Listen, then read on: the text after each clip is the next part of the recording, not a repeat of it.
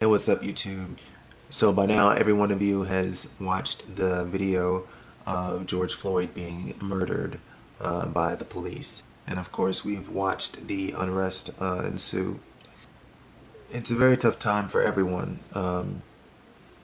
And, you know, already with COVID-19 taking so many lives, still taking so many lives, even though that's not the major news story anymore. And now this, and I know it's caused a lot of unrest, and I know that it's just been having an impact all over the world. And I'm sorry, it's just kind of hard it's a complete mind F on you to kind of think about. But so initially I was going to make just one video talking about an array of things, how I was feeling about George Floyd's death, how I felt about the protests, and Trump, his response, talk about some stories that people have asked me to share. But I just think it's too much to encapsulate into one video. So I'm going to be doing just a series of short videos covering the topics that I just mentioned. You know, I can't get out there and protest, but I think it's very important for us to all, for the right people to be using their voices and for the right people to be listening. And I happen to be, just by the very own fact that I'm black, and also because my channel is about broadening horizons and perspectives. So I'm in a position to use my voice.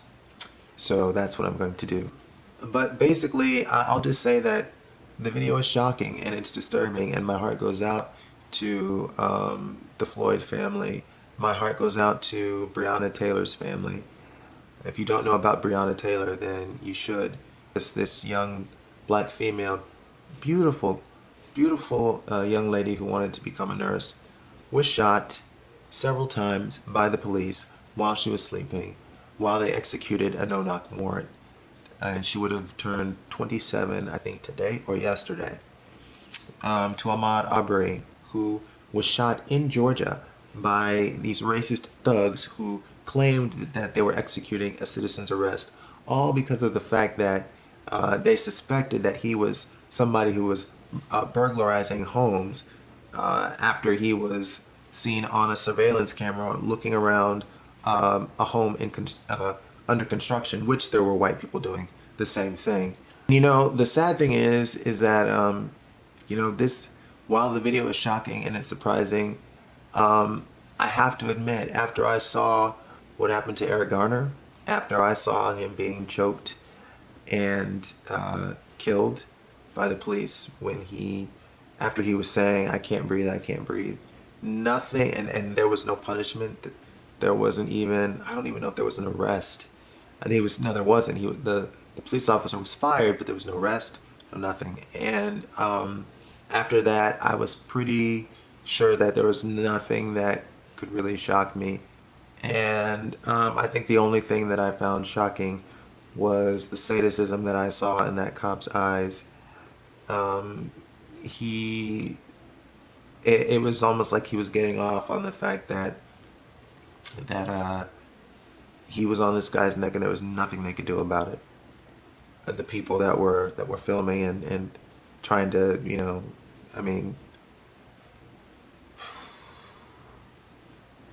sorry, I was just thinking about George Floyd's body when he finally went limp, and this cop could feel under the weight of his knee that this man's body was no longer moving. Quite possibly could feel that there may not have been a pulse. I don't know.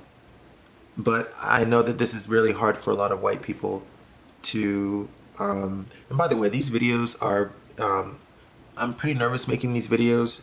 I'm pretty nervous even just talking about white people and saying white people, saying those words, because many of us black people have been trained by other black people not to talk about race, not to talk about racial issues, because we see the consequences that happen when we do. In the past, we would get labeled as playing the race card.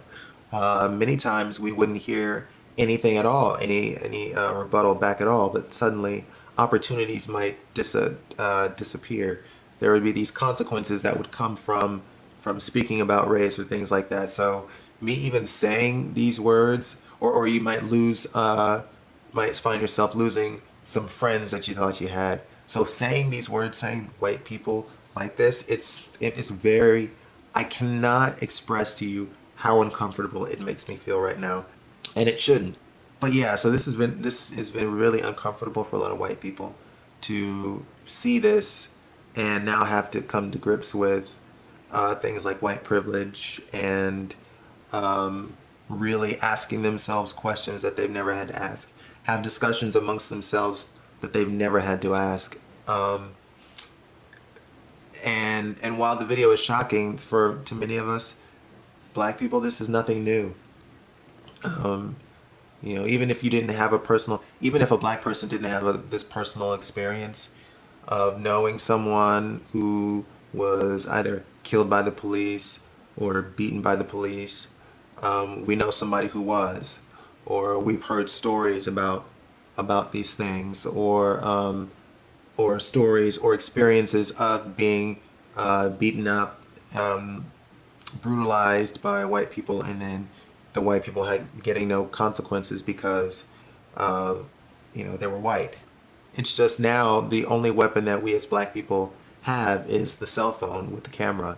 At first we thought body cams might be helpful, but body cams don't seem to be doing enough. In fact, there was an actual video that I posted a couple of years back where this black man was actually tased on his own property by these cops that were looking for somebody, and it wasn't him. They didn't ask for his ID, and they tried to act like he was in the wrong, and everybody was upset. And they were like, no, no, no, you don't understand. And they were saying, it's on the body cam, it's on the body cam, when the body cam actually shows that they were lying. So it seems like the only weapon that black people have is the camera phone. But just my heart really goes out to George Floyd, Breonna Taylor, Ahmaud Arbery, and the countless other black people, some of whom we know their names, but most whose names we may never know. In 2008, when I voted for the first time, and I voted for Barack Obama, I thought that I was like, this is the best time in the world to be alive, especially as a black American.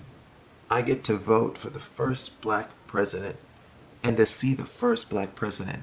And let me remind you that this man, I didn't get a chance to say it, but this man, this President Obama, you can agree or disagree with his policies, but this man and his wife and his children, can you just imagine, now that you all are really paying attention to systematic racism in this country, imagine, in fact, what I would suggest is watch interviews, I think like the interview that Michelle Obama did with Oprah and some other folks, and definitely her documentary of her book tour, Becoming. You just imagine how hard it was with all the racism that they faced in that office, how they held their heads up high, how they, that Michelle Obama is arguably, well, not to me, arguably, I mean, she just is, but Michelle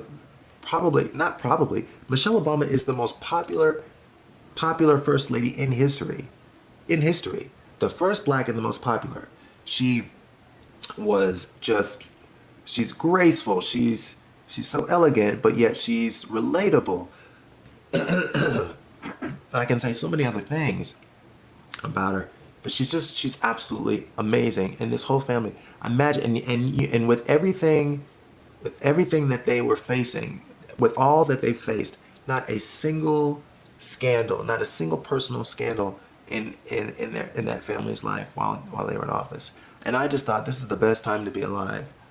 And then 2016 happened, and the years that have followed, I thought, and this is what comes now. This is, I mean, I knew that we were far from racial equality, but how are we going backwards?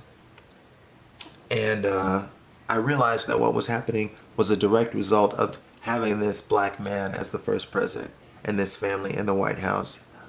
But I have to say that I am more encouraged now than ever.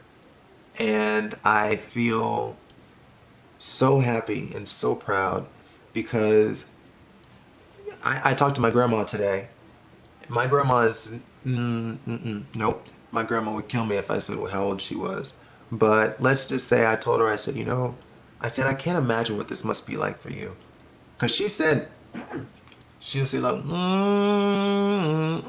I ain't never seen nothing like this before.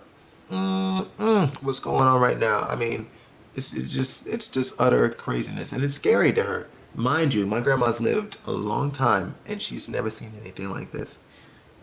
As far as the kind of racism and where it's coming from, and what we're seeing from the top down.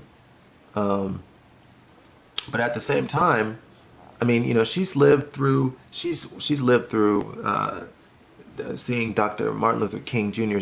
speak, and the March on Washington, and his assassination, and living through the Civil Rights era and the pre-Civil Rights era, and then to witness the first black president thinking that it would never happen. Never happen. Imagine being white and growing up never believing that there could or would be a white president. Just imagine that. So that's what she grew up thinking. It wasn't even a thought.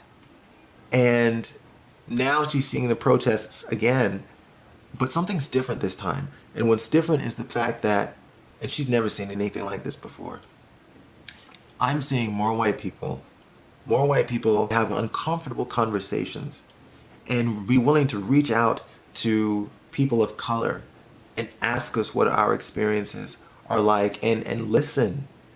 I'm overwhelmed at the amount of people of all different colors all over the country. Hundreds of thousands of people marching for us. Marching so that we can finally end systemic racism.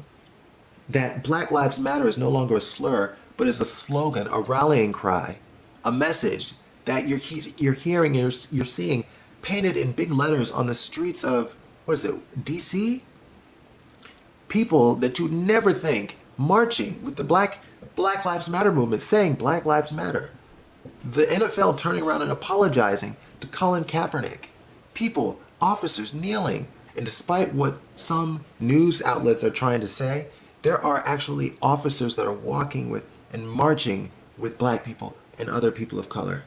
And the biggest difference I've seen is that there are marches going on all over the world. Tokyo, New Zealand, places all over Europe. It's just incredible. I've never been more inspired to think that we can actually end racism. I knew that we'd make progress, but I always thought just racism would just always be here. But I think maybe we can do it this time.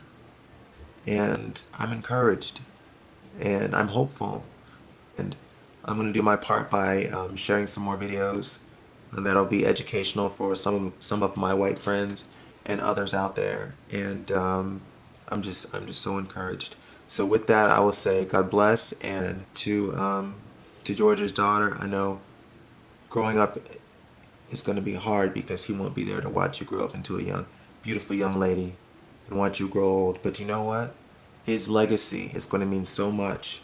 His legacy is already meaning so much for the world that he will be with you every step of the way.